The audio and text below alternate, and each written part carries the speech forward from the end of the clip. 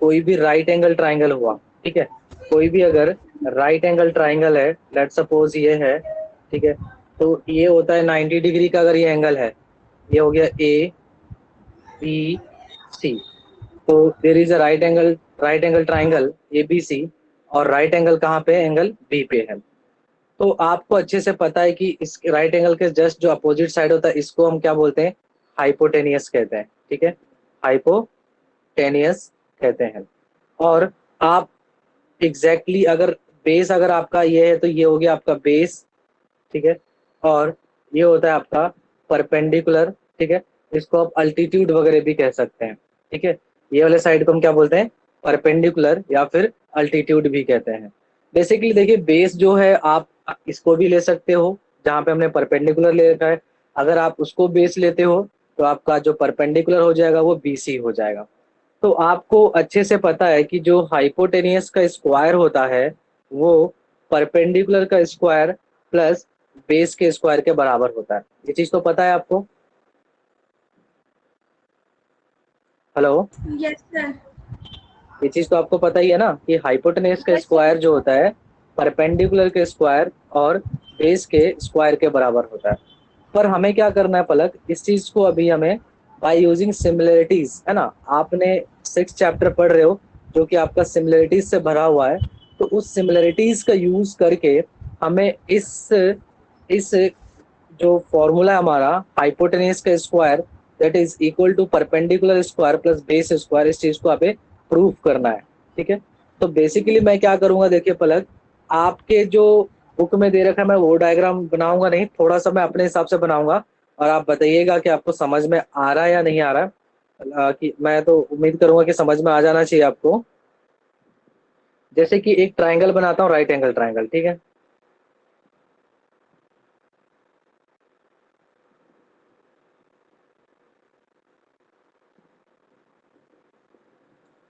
ये मैंने right angle triangle बनाया, ठीक है। अच्छा, उसके बाद देखो क्या करोगे, राइट एंगल कहाँ पे आपको पता ही है, राइट एंगल मेरा यहाँ पे है, ठीक है, देखने से भी लग रहा है कि हाँ भाई राइट एंगल यहीं पे है। देन हम क्या करेंगे बेटा, हम इस वाले वर्टेक्स से हम इस वाले वर्टेक्स से एक परपेंडिकुलर लाइन और ड्रॉ करेंगे यहाँ पे, ठीक है, एक परपेंडिकुलर लाइन और ड्रॉ करेंगे, ठीक है। तो मैं यहाँ पे लिख देता हूँ कि मैंने यहाँ पे क्या क्या करा है। सबसे पहले नेमिंग कर लेते हैं, ए बी सी और ये डी। आपको देखो, आपको क्या गिवन है, आपको गिवन क्या है, गिवन, ठीक है, अगर गिवन मैं लिखूं तो गिवन में आपको है कि A B C is a right is angle triangle. A right angle triangle, right angle triangle, ठीक है। और right angle triangle, right angle को भी आपको बताना पड़ेगा, राइट एंगल कहाँ पे है, राइट एंगल एट बी, ठीक है, सर ये बताना जरूरी लिखते है? भी। हाँ, बताना एक जरूरी बात है बताओ, राइट एंगल? अगर आप, क्यों नहीं जरूरी है, अगर हम बताएंगे नहीं कि राइट एंगल ट्राइंगल में राइट एंगल कहाँ पे, तो पता कैसे चलेगा कि हाइपोटेनियस किसको लेना है, किसको क्या लेना है, तो ये सब बताया करो, ठीक है। तो गिवन ठीक ए है। B C is a right angle triangle, right angle at B, आपको बेसिकली सिर्फ इतना ही गिवन है, ठीक है। एक ट्राइंगल गिवन है और पता है कि आपको वो एक राइट एंगल ट्राइंगल है, ठीक है।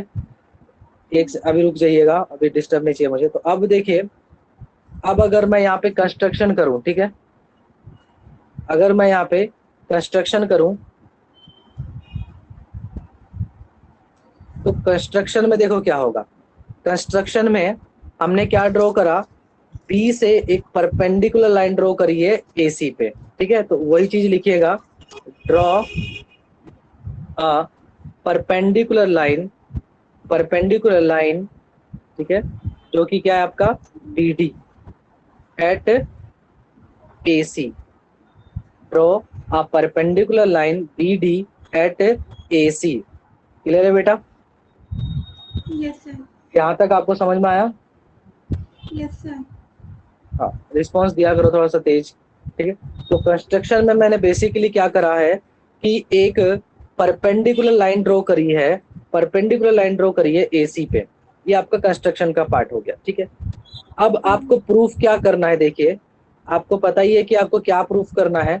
अगर इस डायग्राम को आप देखेंगे तो इसमें आपको पता है कि हाइपोटेनस क्या है, आपका AC है। तो आपको प्रूफ करना है, टू प्रूफ करके लिखिएगा AC square is equal to AB square plus BC square.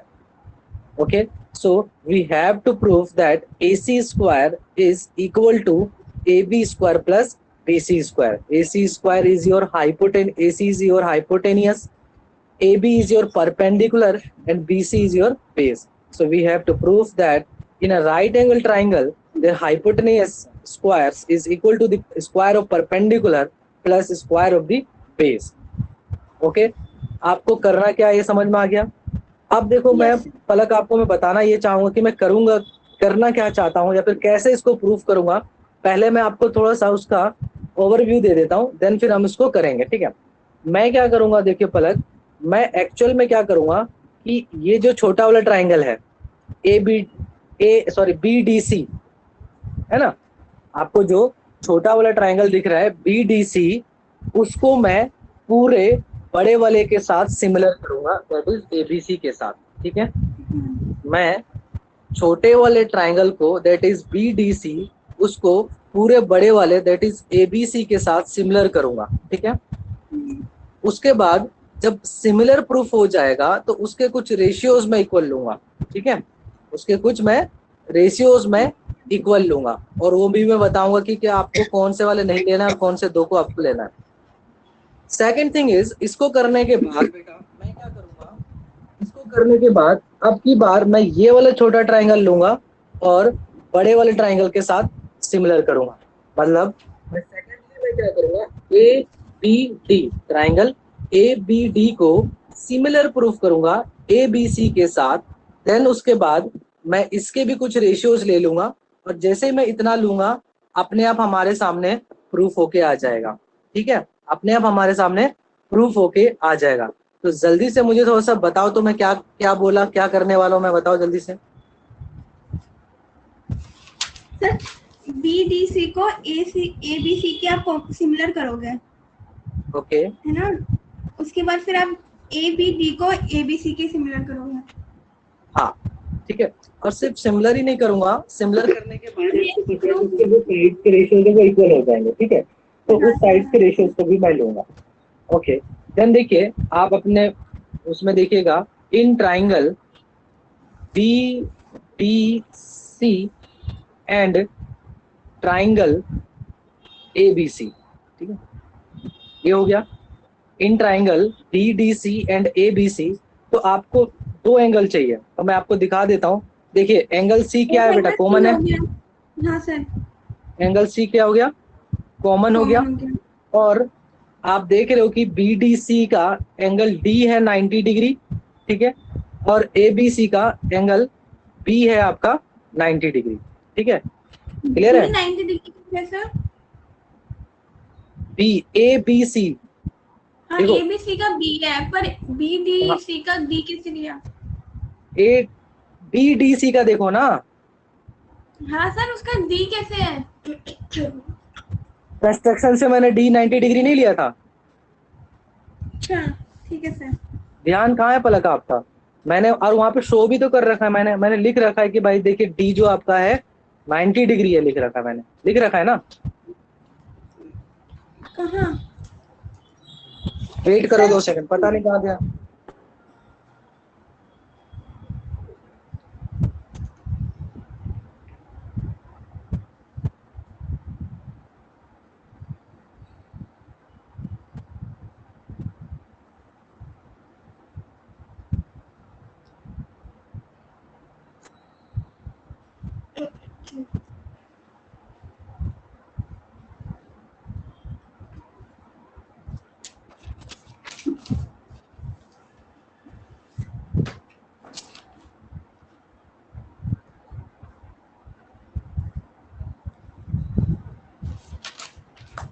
समझ में आया या नहीं आया अभी भी बताओ।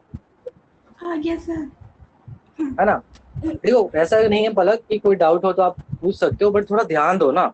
आप सिमिलरिटीज पढ़ चुके हो और दो ट्राइंगल को मैं यहाँ पे सिमिलर कर रहा हूँ, बी डी सी को और ए बी सी को, और ऐसे क्वेश्चंस आप कर चुके हो, उसके बावजूद अगर ऐसे रिप्लाई दोगे तो मुझे थोड़ा सा लगेगा ना अजीब। कर लिया था लेकिन ना जैसे अभी थोड़ा हो गया था। हाँ, तो फिर ठीक है। तो देखिए, अगर मैं पहले छोटा वाला ले रहा हूँ तो छोटे वाले का जो एंगल सी है जितना है उतना ही बड़े वाले का भी एंगल सी है, इससे दोनों का कॉमन हो गया। और इन ट्राइंगल ए बी सी और A D C B D C में अगर हम कंपेयर करें तो बी डी सी का एंगल डी बी 90 डिग्री है और एंगल ए बी सी जो है 90 degree angle A B C का, ट्राइंगल ए बी सी का। ठीक है, तो अब इतना लिखने के बाद ये आप लिख रहे हो ना, तो आप इसमें लिख दीजिए कि ये दोनों ट्राइंगल सिमिलर हो गए, कौन से क्राइटेरिया से, एंगल से। अब कैसे लिखूंगा देखो, लेकिन थोड़ा सही तरीका होना चाहिए लिखने का। A B C is similar to triangle. अब देखिए बी दोनों में एंगल, बड़े वाले का जो बी है वो डी के बराबर है, ठीक है वो, तो इसमें क्या आएगा देखो, बी डी सी। अब एक बार कंपेयर भी कर लीजिए, देखिए बड़े वाले का एंगल बी एंगल डी के बराबर होना चाहिए, सही है बिल्कुल। सी और सी कॉमन होना चाहिए, सही है बिल्कुल, ठीक है। यहाँ तक लिख लिए? Yes sir. अब जब एक बार सिमिलर हो जाएगा, रीजन भी डाल दीजिएगा एंगल, तो इसके साइड्स के रेशियोज इक्वल हो जाएंगे। तो साइड्स के रेशियो देखिए, A B upon B D is equal to B C upon में डी सी और ए सी अपॉन में बी सी। अरे हैंग क्यों हो रहा है ये?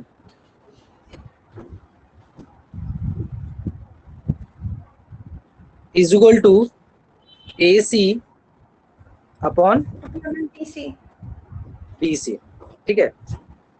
अब पलक देखो, इसमें है तो तीनों चीज, दोबारा से देख लेते हैं। A B upon B D, फिर उसके बाद B C upon D C और ए सी अपॉन बी सी, है ना। तो देखो हम लोग को, अब ध्यान से सुनना, यहाँ पे बड़ा इंपॉर्टेंट चीज बता रहा हूँ। इसमें से हमें कोई दो रेशो लेना है, एक को नहीं लेना है, ठीक है। अब कौन सा दो रेशो लेना है, देखो जिसमें ये वाला बी डी आ रहा है, बी डी मैं कहने का मतलब मेरा, इसको मैं कह रहा हूँ, ये जो बी डी है, तो ए बी और बी डी को लेंगे।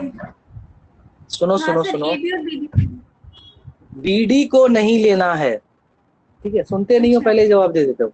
ये जो बी डी है वो हमारे काम का नहीं है, क्योंकि अगर हमें जो प्रूफ करना है उसको, अगर हमें जो प्रूफ करना है उसको अगर ध्यान से देखोगे तो उसमें एबीसी के साइड आने चाहिए। तो बीडी हमारे काम का नहीं है, तो इसमें बीडी कौन सा रेशियो आ रहा है, ये वाला, तो ये हम नहीं लेंगे, ठीक है। ये वाले रेशियो को नहीं लेंगे। कौन सा नहीं लेना है, पता चल गया?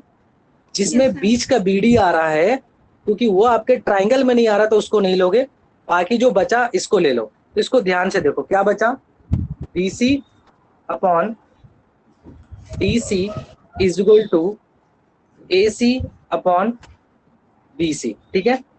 अब बीसी को इधर मल्टीप्लाई करोगे तो क्या आ जाएगा, बीसी का square is equal to A C into D C. ये आपका इक्वेशन नंबर फर्स्ट हो जाएगा, ठीक है।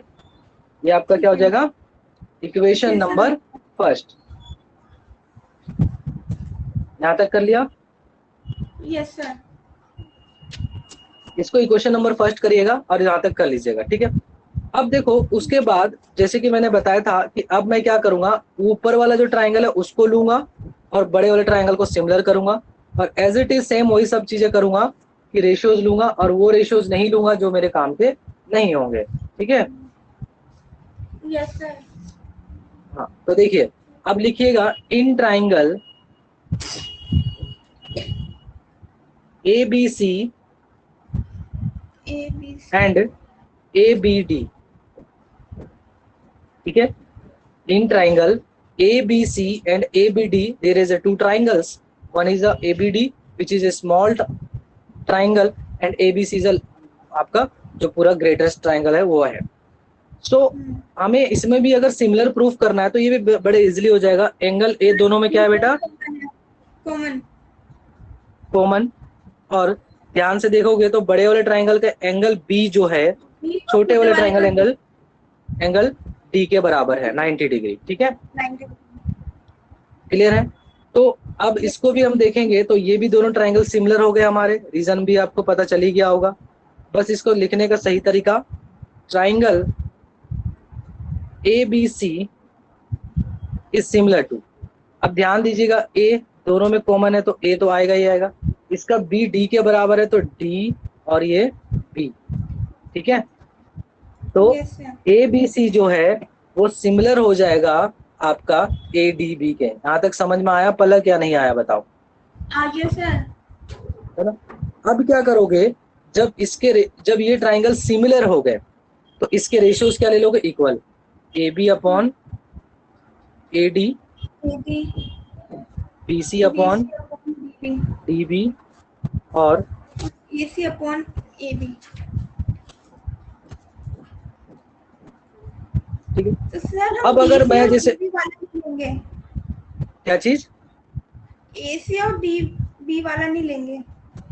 हाँ वही वाला लेंगे, और ये जो बीच वाला है इसको हम नहीं लेंगे क्योंकि ये हमारे काम का नहीं है। तो हम क्या ले लेंगे, A B upon D B, A B upon A D is equal to A C upon A B, ठीक है। अब इसको क्रॉस मल्टीप्लिकेशन अगर करेंगे, ठीक है, इसको अगर हम क्रॉस मल्टीप्लिकेशन करेंगे तो ए बी किस, ए बी स्क्वायर हो जाएगा, है ना, ए बी स्क्वायर और A C into A D, D C, है ना, A B square is equal to A C into D C, ठीक है। सर ए डी है, डी सी सॉरी, का है। A C into A D, okay okay, A C into A D है, A C into A D है, ठीक है, A D कर लीजिएगा इसको। यहां तक समझ में आ गया। Yes sir. अब इन दोनों इक्वेशन को मैं करूंगा प्लस, ठीक है, क्योंकि साफ दिख रहा है कि एक तरफ मेरा बी सी स्क्वायर आ चुका है जो कि मुझे चाहिए ही चाहिए, और एक तरफ से मेरा ए बी स्क्वायर आ चुका है। तो एक साइड का तो आपका आ ही चुका है। अगर ध्यान से देखोगे दोनों इक्वेशन को जैसे ही तुम प्लस करोगे तो एक साइड जो आपको प्रूफ करना है, एक साइड का आराम से प्रूफ हो चुका है। तो आप यहाँ पे लिखिएगा on adding equation first and second, ठीक है, on adding equation first and second. तो ध्यान से देखो क्या हो जाएगा, B C square plus A B square is equal to A C into D C, है ना, A C into D C plus A C into A D. तो ध्यान से देखो लेफ्ट हैंड साइड आपका आ चुका है। अलग रिस्पॉन्स दिया करो यार, यस सर। हेलो, थोड़ा रिस्पॉन्स Yes, दिया sir. करो तुमको। मैं क्या पूछ रहा हूँ आपको, एक साइड आ गया या नहीं आया गया, आ गया सर। कौन सा साइड आया बताना, A B square plus B C square. B C square. और आपको जो प्रूफ करना है उसमें ध्यान से देखो, एक साइड वही चीज है जो आपको प्रूफ करना है, A B square plus B C square. अब हमें इसको सॉल्व करना है, ये वाला जो पोर्शन है इसको सॉल्व करके किसी तरीके से इसकी जगह में क्या लाना है, ए सी स्क्वायर लाना है, ठीक है। तो ये भी आ जाएगा, देखो ध्यान से देखोगे इसको मैं कर रहा हूँ देखो सॉल्व, तो ए सी जो है आपका कॉमन आ जाएगा, ए सी आपका कॉमन आ जाएगा, अंदर बचेगा D C plus A D, ठीक है। ए सी जैसे ही आप कॉमन लेते हो, इधर वाले साइड को मैं नहीं लिख रहा, आप वो लिखते रहिएगा, इस वाले साइड में जैसे ही मैं ए सी कॉमन लेता हूं तो अंदर बचेगा D C plus A D, फिर ए सी, और ध्यान से देखो D C plus A D, D C plus A D आपका ए सी बन जाएगा, क्या बन जाएगा, ए सी। तो ये भी क्या आ जाएगा, ए सी इंटू ए सी स्क्वायर हो जाएगा, ठीक है। तो हो गया। तो आपका ए सी स्क्वायर जो है simply A B square plus B C square के बराबर प्रूफ हो गया। कोई डाउट? No sir. अच्छा ठीक है। सर, इसका प्रूफ करने के लिए आएगा ना? हाँ, इसका दे रखा है आपको एनसीईआरटी के जो सिलेबस है इस बार का, उसमें ये वाला थ्योरम को प्रूफ दे रखा है, ठीक है। तो ठीक है, प्रूफ बहुत इजी है, मैं आपको फिर से रिकॉल करा देता हूँ। देखो मैंने क्या करा, बहुत दिक्कत आती है इसमें, और मुझे समझ नहीं आती क्यों दिक्कत आती है, क्योंकि एक सीक्वेंस वाइज में आपको चलना है। करना क्या है, फर्स्ट स्टेप सिंपली एक डायग्राम बनाइए राइट एंगल ट्राइंगल का, ठीक है। ए बी सी जैसे कि मैंने यहाँ पे ड्रॉ करा, मैंने राइट एंगल ले लिया बी पे। देन क्या करना है, छोटा सा कंस्ट्रक्शन करना है, जहां पे आपका राइट एंगल है बी, वहां से एक 90 डिग्री की लाइन ड्रॉ करनी है एसी पे, ठीक है। वहां पे आपको एक 90 डिग्री की लाइन एसी पे ड्रॉ करनी है, that is B D, which is B D is perpendicular to the AC. इसके बाद सिंपल आपको दो ट्राइंगल आपको दिख रहे होंगे कि जो आपका बड़ा वाला ट्राइंगल है which is divided by two triangles by BD, BD के द्वारा दो ट्राइंगल्स में डिवाइड हो चुका है। तो आप स्टेप बाय स्टेप भी, ऐसा नहीं है कि जरूरी नहीं कि जैसे मैंने नीचे वाला पहले करा तो आप करो, कोई सा भी कर सकते हो आप। छोटा वाला जो ट्राइंगल बन रहा है ए बी डी, उसको और ए बी सी को सिमिलर कर दीजिए, है ना। ए बी डी और ए बी सी को सिमिलर करिए, उसके बाद देन रेशियोज इक्वल ले लीजिए, क्योंकि हमें पता है कि एक बार जब ट्राइंगल सिमिलर हो जाता है देन उसके बाद उसके कॉरस्पॉन्डिंग पार्ट्स के रेशियोज जो होते हैं वो अपने आप इक्वल हो जाते हैं। तो रेशियोज इक्वल ले लेना है। और कौन सा नहीं लेना है वो भी बहुत आसान तरीके से मैंने बता दिया, कि जो बीच में बीडी जा रहा है, जहां पे भी आपको बीडी दे रखा है वो रेशियो मत लीजिए, उसके अलावा जो दो रेशियो है उसको ले लीजिए। फिर जैसे ही उस दो रेशियो को थोड़ा सा सॉल्व करोगे तो एक एक स्क्वायर बन जाएगा, जैसे कि आपका ए बी स्क्वायर आ जाएगा, ठीक है, और समथिंग आ जाएगा, उसको इक्वेशन नंबर फर्स्ट मान लीजिएगा। फिर सेकेंडली सेम चीज रिपीट करना है, बी डी सी, है ना, बी डी सी को सिमिलर प्रूफ करना है ए बी सी के साथ। एक बार सिमिलर प्रूफ करने के बाद फिर से आप क्या करोगे, रेशियोज ले लोगे इक्वल। रेशियोज में फिर से आपको क्या करना है कि बी डी वाला नहीं लेना है, और देन उसके बाद आपको फिर से इक्वेशन नंबर 2 मिल जाएगा। इक्वेशन नंबर 2 मिलने के बाद दोनों इक्वेशन को प्लस कर दीजिए। प्लस करने के बाद आपके सामने आपका थ्योरम या फिर जो कहो फॉर्मूला है, पाइथागोरस थ्योरम है, वो आपका प्रूफ होके आ जाएगा, ठीक है। तो उसमें मुझे नहीं लगता कि कोई डाउट होना चाहिए आपको, बहुत ही इजी वाला, ठीक है, ठीक है। क्या सर? अब बहुत ही इजी है, मुझे नहीं लगता कि आपको कोई इसमें दिक्कत आनी चाहिए, एक ही बार में समझ में आ जाना चाहिए कि कैसे प्रूफ करते हैं, ठीक है।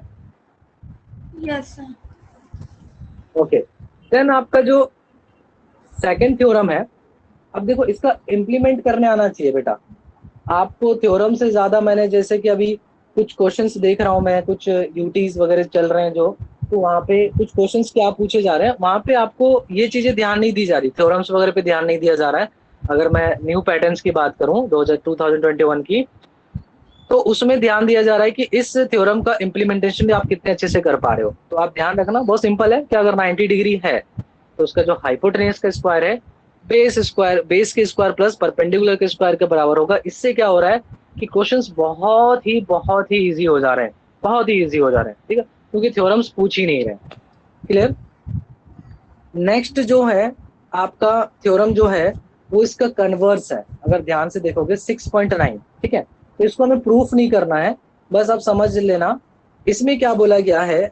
सिंपल मान के चलो ये 90 डिग्री नहीं दे रखा है, ये ए बी सी है, तो अगर A C square is equal to है A B square plus B C square, तो कह रहा है कि इस केस में क्या हो जाएगा, एंगल बी जो होता है 90 डिग्री होता है। तो बिल्कुल उल्टा है, पहले वाले में क्या दे रखा था, अगर 90 डिग्री का एंगल है तो A C square is equal to square plus B C square के। और अब इस थ्योरम में क्या बोल रहा है, in a triangle if a square of one side is equal to the sum of the square of the other two sides, then angle opposite the first side is a right angle। अगर आपका एक side का square other two sides के squares के बराबर होता है तो ये वाले के opposite angle that is B जो होगा वो आपका 90 डिग्री होगा। अच्छा सर, जैसे हम उसे एक थ्योरम को बीपीटी कहते हैं शॉर्ट फॉर्म में, इसकी भी शॉर्ट फॉर्म है? इसका कोई शॉर्ट फॉर्म नहीं है, आप इसको पाइथागोरस थ्योरम भी बोल सकते हो, और इससे शॉर्टकट और क्या चाहिए। आवाज धीरे आ रही है सर। पाइथागोरस थ्योरम बोल रहा हूँ, पाइथागोरस थ्योरम बोले सिंपल। इसको भी और उस दूसरा वाला कन्वर्स ऑफ पाइथागोरस है बेटा, बीपीटी है, फिर जो अभी कन्वर्स ऑफ बीपीटी है। A C square equal to A B square plus B C square converse है। हाँ ठीक है। वो कन्वर्स है, ठीक है। अगर मैं देखो इस एक्सरसाइज की बात करूं तो इसमें क्वेश्चंस तो ऐसे ऐसे हैं कि मतलब आप भी हिल जाओगे, है ना, जो प्रूफ करने वाले हैं। बट आप बहुत खुशनसीब हो कहूंगा कि प्रूफ वाले शायद ना आए आपको मैं, क्योंकि ऑब्जेक्टिव क्वेश्चंस बनाए जाएंगे तो उसमें शायद नहीं आएगा, तो इसलिए फिर भी हम लोग करेंगे, है ना। और लेकिन ट्रस्ट में अगर आप सही तरीके से समझोगे, जैसे कि इस थ्योरम को आपने समझा, तो आपको ये क्वेश्चन भी बड़े आसानी से समझ में आ जाएगा। अब देखिए एक्सरसाइज 6.5 निकालिएगा, और उसमें जो पहला क्वेश्चन है वो थोड़ा सा देखिएगा। क्या बोला है कि sides of a triangles are given below, determine which of them are right triangles, in case of right triangle right the length of its hypotenuse.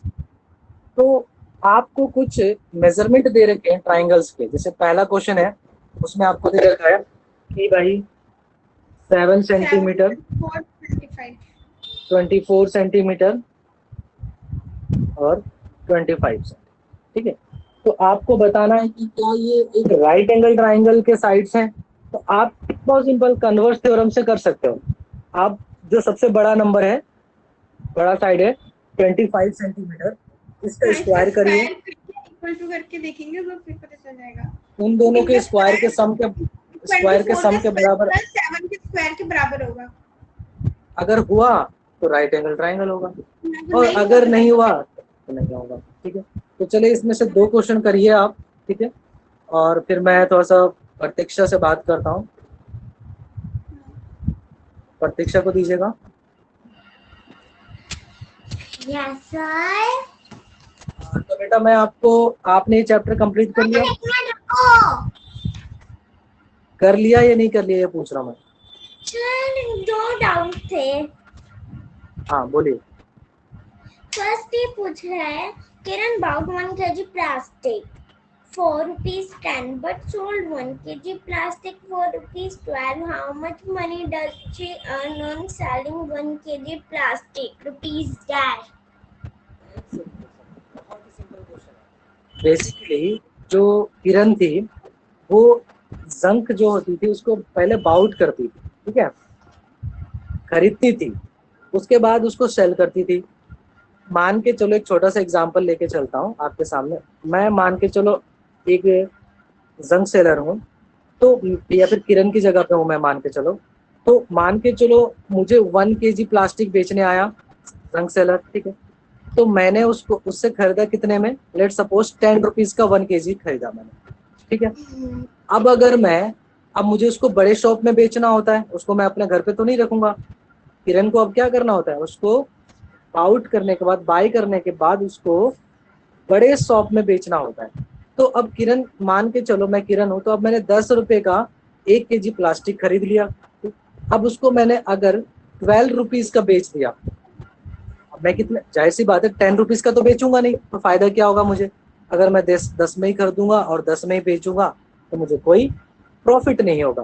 तो प्रॉफिट के लिए मान के चलो मैंने 12 का, या फिर चलो 12 ही लेके चलते हैं, 12 रुपीज का मैंने बेचा, तो मुझे कितना रुपीज का प्रॉफिट हुआ sir 2 rupees. Simple.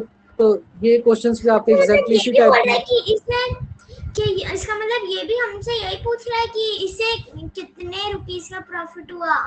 Yes, basically यही पूछा जा रहा है बेटा। नेक्स्ट डाउट बताइए।